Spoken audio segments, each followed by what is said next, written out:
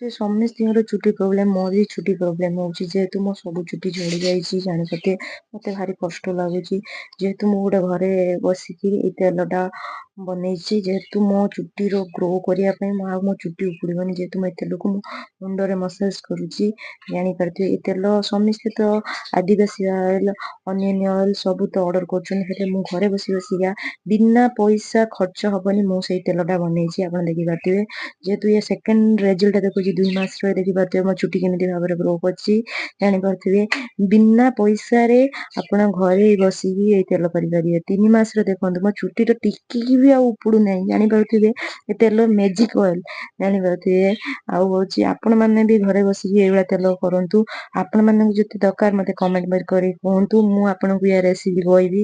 ଘରେ ବସି ବସିକା ଆପଣଙ୍କର ଚୁଟି ପ୍ରୋବ୍ଲେମ ସଲ୍ଭ ହେଇଯିବ। ଯେହେତୁ ଇଆଡୁ ସିଆଡୁ ତେଲ ଲଗାନ୍ତୁନି। ଦେଖିପାରୁଥିବେ ଗୋଟେ ମାସର ମୋ ଚୁଟି